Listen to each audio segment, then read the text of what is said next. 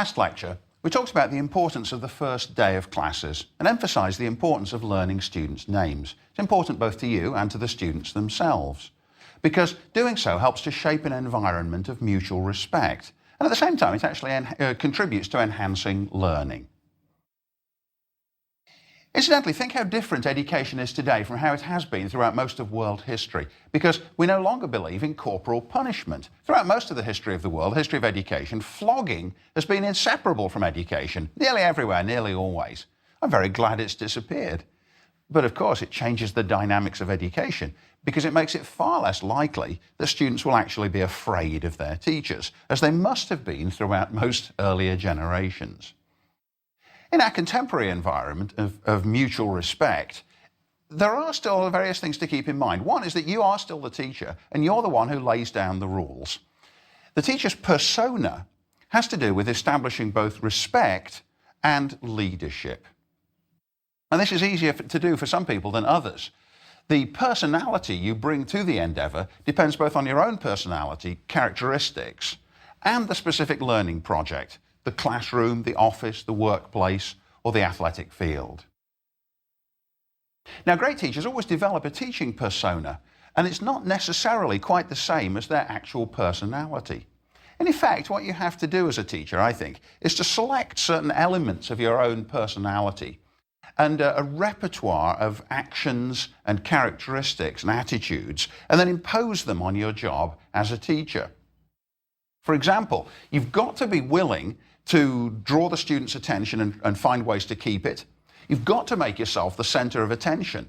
You've got to be authoritative, but at the same time, you've got to be helpful. In other words, whatever your actual characteristics are in that regard, these are mannerisms you've got to adopt for the sake of being effective as a teacher. And you have to exclude the possibility that you're going to make special friendships with any one of the students. You've got to treat them all the same. Different people disagree about exactly what the teacher's persona should be, depending on their age, their gender, the subject they're teaching, their general attitude towards education, and how much time they're spending with the students. So creating your own teaching persona, there are lots of possible variations, but you've got to be aware that you're creating something that's a little bit different from your own ordinary personality. Well, now, education's difficult. The first thing you have to do is to establish what sort of relationship you and your students will have. Creating a teaching persona makes it easier for the teacher and for the students to meet each other's expectations. And I can't emphasize too strongly that sometimes you'll have to act as a teacher in ways that you don't act as a family member or a friend or as a citizen. You have to take on the role of a leader and a guide and of the one in charge, so that you can get your students to perform effectively and bring them to the finishing line. Now, among other things, there is always for teachers a disciplinary function. Sometimes you will have to reprimand students who are simply not doing what they're supposed to do or talking when they shouldn't be. And you need to develop a consistent set of principles relating to how you're going to do that. The further down the educational ladder we go, the more necessary this is, as grade school teachers and high school teachers will certainly attest. But even in college teaching, which is the world I'm most familiar with, it is sometimes necessary to reproach or correct students who are misbehaving. For me, that's often a matter of them failing to fulfill a reading assignment. And I'm sometimes willing to criticize students in public, even though it seems like bad manners to rebuke them, especially when they're nearly adults. And I do it like this, by saying to myself, it's not me criticizing the student, it's me in the role of teacher. And giving myself that distance enables me to be critical. And this is exactly the same in business or coaching or mentoring, and sometimes even in parenting. You don't want to have to waste time establishing and re-establishing the proper roles. You've got to be confident of your own persona and apply it consistently. Now, some of the professors I talked to over the course of the fall of 2009, as we visited other campuses, some of them didn't like the idea of discipline, but they did admit that they have to enforce it sometimes. Here's Scott Page at the University of Michigan, describing how he tries to establish the appropriate relationships. I break it down into dimensions. So I think there's certain things like their respect for my time, their respect for my knowledge, their respect for the other students in the class, their respect for the fact that, I should have some control over the class. Those things, I think it's very important for them to have authority, maybe the wrong word, but certainly sort of respect for the fact that I'm competent in what I do. What we're going to do today is we're going to talk about something we loosely call the wisdom of crowds. So there's times where what I need to do is I need to trudge through a particular mathematical concept, or I need them to get an idea of what is a Markov process. And then what I do, if that's the case, I literally, my father was a football coach, I literally sort of take on the football coach, persona a little bit and say, look, we need this. Here's why we need this. And so we're just going to dig in, and for 40 minutes, we're going to get this done. And it's going to be really useful for us for the rest of the class. In the same way, Stephen Pollock, a physics professor at the University of Colorado, wants to make sure his class is going in the right direction and that it's student-oriented. But occasionally he too has to intervene to ensure that the students are showing mutual respect and that they're showing attention to him. I establish early on that there are no rules in the classroom except mutual respect. That's my classroom rule, is we respect each other. This is an environment in which we're trying to learn, and they respect me, I respect them, respect each other. And I don't make a big fuss about this, but I do explicitly state that in the beginning. And so that's the way I frame it. If students are talking, and that's the big issue in the large lecture theater, it's almost impossible to shut down the buzz in the room. Let me get everybody to quiet down.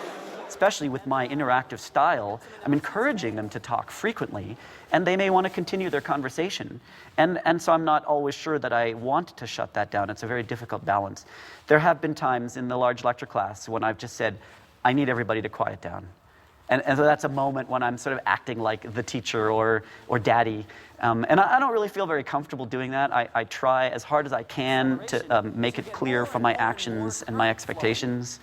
And students, by and large, I think respond to that level of respect. So there's relatively few moments where I feel like I need to establish the authority of the teacher. You need to use your own distinctive characteristics in developing a teaching persona so that it's close, but not too close to your actual personality. I mean, for example, one of the things that I do, because I'm foreign, because I'm British, living and working in America, I sometimes use deliberately British locutions or expressions, which I'm fairly confident that students don't hear very often. So if a student misbehaves, I might say to him, "You scoundrel." And on the one hand, they'll laugh, but on the other hand, they know that to some extent I really did mean it. Now, it differs widely. Your persona has to differ depending on how different you are from the students or how similar you are to them in terms of your age and your gender. These are both very, very significant matters in creating a teaching persona. Michael Roberto at Bryant University recalled how, when he was almost the same age as his students as a beginning teaching assistant, he realized that he needed to establish a teaching persona partly by dressing differently, by dressing as a successful business person in order to teach business. I remember my very first day teaching undergraduates when I was a graduate student. Let's see, I must have been about 24 years old or something. And I was waiting outside the classroom because there was another class in that room before I was going to teach. And I was not wearing a jacket and tie, big mistake. I had a sweater on and some slacks. And students, mistook me for another fellow student in the class. And I immediately realized, what have I done? And that's when I started realizing, maybe wearing a tie and a jacket isn't such a bad idea. And it gets a little bit easier when you're a little removed, although you don't want to be totally disconnected from them generationally. I mean, you want to try to understand how they think, how they process information, what technology they use. You want to make sure your pop culture references aren't archaic, right? I mean, so on the one hand, it's nice to have a little distance. On the other hand, you have to be mindful of the fact that too much distance and you're not connecting with them at all, and you don't establish rapport. Matters of dress are important as a way of sending the message that there are, and that there ought to be, boundary lines between the students and the teachers. This is especially important in the professional disciplines, but whatever the learning environment, dressing the part makes sense and helps establish the right kind of persona. So we need some sort of sense of distance between ourselves and our students, and dress, manner and rules all can help us. This can be important too if you sense that you're losing your authority over the students and that you need to reassert yourself in matters of attentiveness and behaviour. Now, it's important to ensure that your persona is consistent so that your students always know what to expect. You'll gradually come to realize that students almost invariably develop their own student persona for comparable reasons. You're creating one, and so are they. So what you see in the classroom is often different from what the students' friends and families see. The students have decided to act in a certain way in class, and it's good that they've done so. In other words, role-playing on both sides helps the teacher-student relationship. It is in some sense stylized or ritualized. You may have caught sight of your own child in interaction with a teacher and been surprised at how he or she acts, because you're not used to seeing them in that role. Or perhaps you've seen a friend acting differently around his teachers than he acts with you. Now, this creation of a persona is something we do almost instinctively, but it's very important for effective teachers to be aware of it and to know that that's what they are in fact doing. Despite the artificiality of the teaching persona, it's still essential to establish rapport with your students. It's much more important, however, to get to know them intellectually than it is to get to know them socially. Find out how well prepared they are for your course by asking them how many courses of the same kind they've done previously. Introduce impromptu tests near the beginning of the course to see how readily they can grasp the basic concepts that you'll be requiring of them. Take notes straight after each class meeting on how well different students responded, and then identify those who appear to be struggling with the material. Now, especially if you're going to be grading students on their class participation, you need a written record of how they perform throughout the semester. Your memory will deceive you, especially in the case of students who improve sharply or those who deteriorate gradually over the course of the semester. So keep records of how the students are doing right from the beginning. One thing I encourage teachers to do is to establish a relationship of benign inequality with clear guidelines and boundaries. This is a point to remember. The students haven't come to your class to make a friend. It's perfectly all right to be friendly with the students, and on the whole, it's by far the most advantageous way of approaching them. But you've got to remember that the purpose of your friendliness is to help you teach and to help them learn. You're not there to make friends. And in fact, one of the techniques I've developed over the years is a manner of being simultaneously friendly and aggressive, if that's possible. Here I am now, laying down the law on the first day of my class on American environmental history. And I'm telling the students that they've got to print out copies of the articles on paper and bring them to class so that we can discuss them. And one of the students challenges that point. I can say computers and just read the articles on the computers instead of printing them out? No, I'm afraid not, no. There's a ban on laptops here because since the campus went wireless, there's been an enormous amount of people with computers in class who are not actually doing what they should be doing. But you don't mind printing it out, do you? No. There's a lovely tactile beauty to the paper itself, don't you find? Seems kind of ironic since we're in an environmentalism class. Not at all. One of the things we'll be talking about is whether there's a shortage of trees, and the answer is no. There's incomparably more trees in America today than there were back in the year 1900. Far more. If you look at, have you ever seen photographs of the North Carolina mountains? In 1900, they were stripped bare of timber. There wasn't any wood on them. Now they're all completely forested. In fact, it's true everywhere east of the Mississippi. The 20th century was a period of intense reforestation. Now, what I was trying to do there was to be firm, but also a little bit humorous. Humour is a great way to engage your audience while guiding them to the appropriate learning objectives. And this was also a moment where I could surprise them by showing that the conventional wisdom, this idea that America's being drastically deforested, is in fact false. And there really are more trees. Now, the students have come to your class because they know that you know something that they don't know. Your job is to teach it to them. For purposes of the class, at least, you're not all equals. And this is a point I want to emphasize here because I think addressing American teachers, it's a little bit, we're so surrounded by the rhetoric of equality, which is so widespread in the United States. And it sometimes tempts teachers to discount the fact of their own situational superiority. That from the purposes of the class, they're not all equals. This is how Jeanette Norden at the Vanderbilt Medical School thinks about and describes her teaching persona as she teaches groups of medical students. Do you take on a certain kind of persona? Yes. I try to model for the students the kind of relationship I want them to have with their patients. So I want them to be appropriately connected. I'm judicious about how much about my personal life or about my own struggles as a person or a professional, what I tell them or what I don't tell them. I care about them. I try to have behavior that communicates that. All of these things are things that I think are appropriate in a professional context. Now, as she says, part of your teaching persona is to be a role model. But it's critical that you don't get too close to any of your students and that you maintain what she describes quite rightly as an appropriate relationship. It's very, very tempting when you're teaching to make friends with particular students, but actually it's a form of professional misconduct. It's wrong in every way. It leads to favoritism, or at least to the perception of favoritism on the part of the other students. And it contradicts the teacher's role as the judge of the student's performance. Think about it this way. You can't judge your friends. If you said to your friend, yeah, you're a B-plus friend, obviously that person wouldn't be your friend for very much longer. But in the end, that's what the teacher's got to do, is to judge the students and grade them. And of course, a befriended student who then got a low grade would quite reasonably feel betrayed by their friend.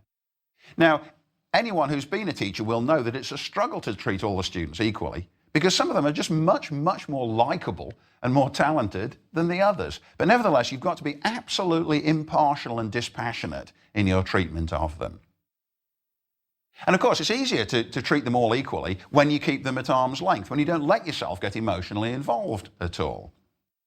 Well, that is when you preserve the barriers. Occasionally in the media, you read pathetic stories about teachers who've become sexually involved with their students. And that bears witness to the hazards of letting this kind of barrier be breached in the worst possible way. Now, of course, there's no question that there is something highly emotional and even potentially erotic about teacher-student relationships. Centuries of literature and tradition, stretching all the way back to Plato, make that perfectly clear.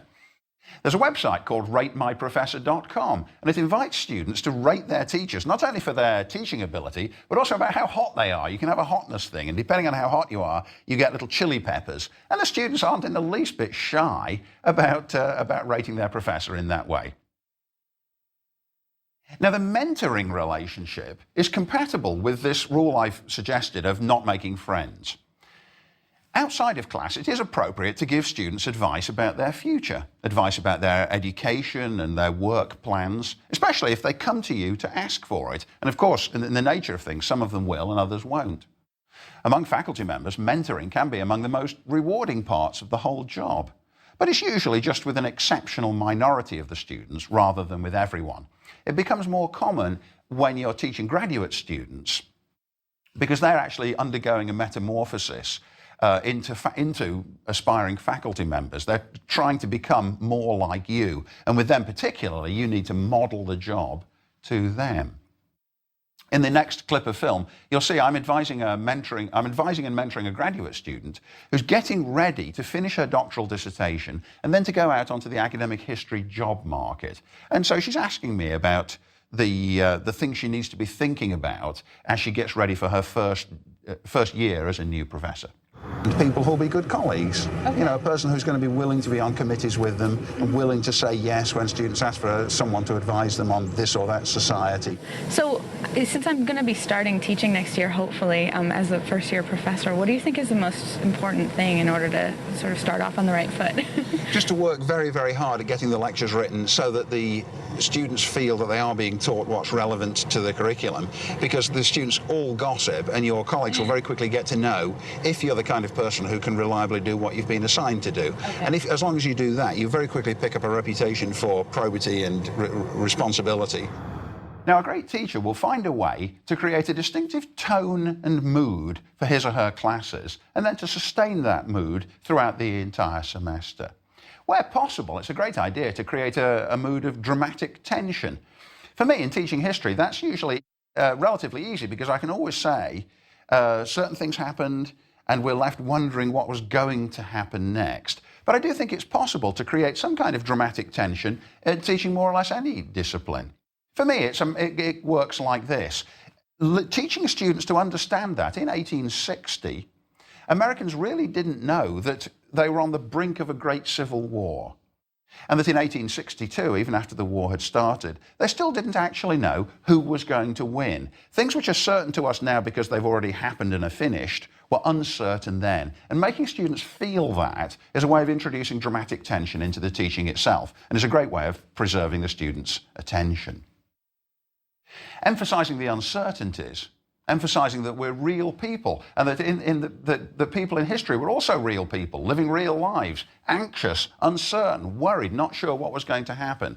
This makes it less likely that the students will have the feeling the history's all over and done with. Once it's embalmed in the pages of a textbook, it does tend to feel as though there's simply no drama left. And you've got to, and my job is to bring that alive again as far as I can.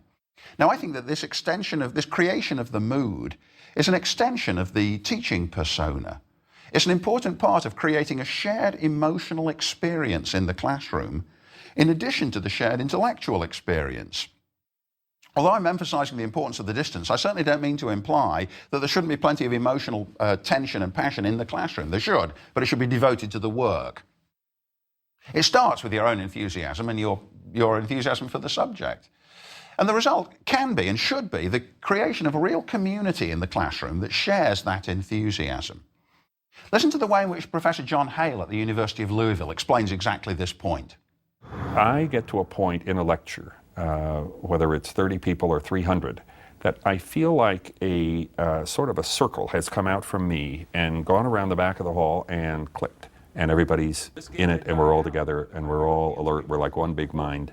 And I feel then it's a conversation, even if it's just the visual eyeball-to-eyeball communication. They're brewing drink now. We don't know what kind of liquor is going into these things. Down in the Southeast, in historic times, there was a thing called the black drink, which was a mix of herbs with mildly hallucinogenic effects, and you drank it out of something like this, and if you were a warrior going out on the warpath, you would drink your black drink, you would vomit. It was like peyote. You have to vomit to have had a strong enough dose. But once you had that, peyote gives you visions. Black drink apparently gave you unconquerable courage in the battlefield. Now, I'm sure you noticed there how much Professor Hale was enjoying himself. Unconquerable courage. You get the feeling that there's nothing he'd rather be doing than standing right there talking to those students. He's sharing plenty of information with them. He's in complete control. He's organized. He's prepared.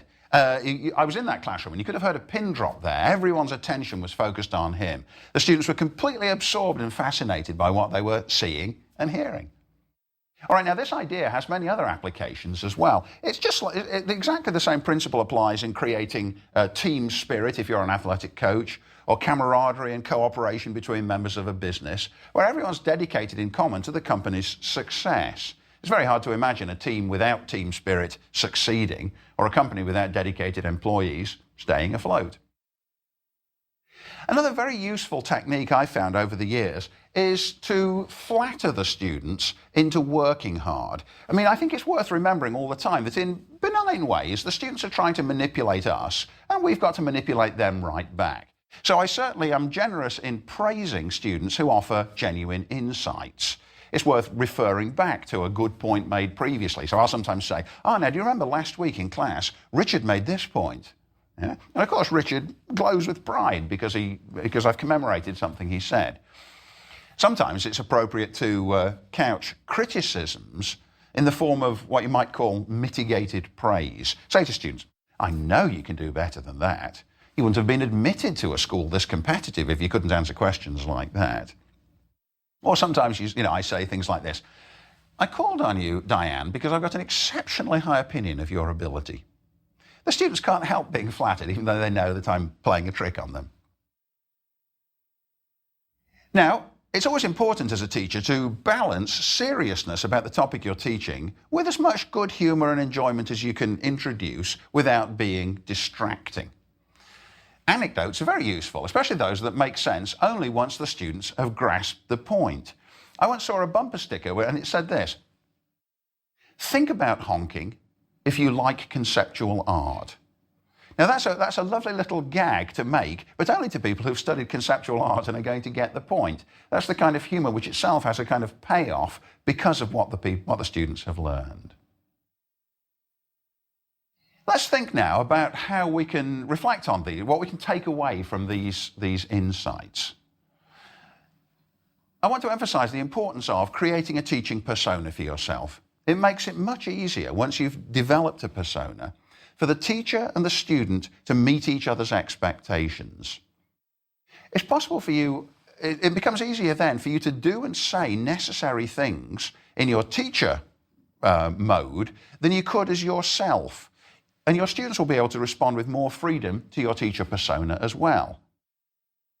Now, of course, you've got to use your own distinctive characteristics in developing the teaching persona. It's pointless to try to make yourself somebody totally different from who you are in fact. So there's got to be some sort of relationship. And you do have to bear in mind your age and your gender and all the other characteristics which go into making up who you are, your regional origin, or in my case, your national origin. You shouldn't underestimate the importance of dress in creating your teaching persona. As Dr. Roberto discovered, the mere fact of wearing a tie in a room where nobody else is doing so at once sends a message, even if the students aren't fully aware of the fact that that message is being sent. And of course, once you've created the teaching persona and introduced it, you've got to make sure that it remains absolutely consistent. There's nothing that upsets students more than capriciousness or the appearance of arbitrariness. In other words, once you're there, you've got to keep on doing the same kinds of things. And I think that your teaching persona, once it's developed, will enable you to develop an appropriate relationship and a suitable kind of rapport with your students. Remember this above all, personal friendships with students are forbidden, and in many instances they're actually a form of professional misconduct. On the other hand, mentoring is the sort of one-on-one relationship between students and teachers which are based on the fact of this situational inequality and which are both acceptable and rewarding. You should take great pride in helping your students to succeed, but at the same time never forget their limitations. Don't act as though you are like them. Emphasize the differences between you rather than the similarities.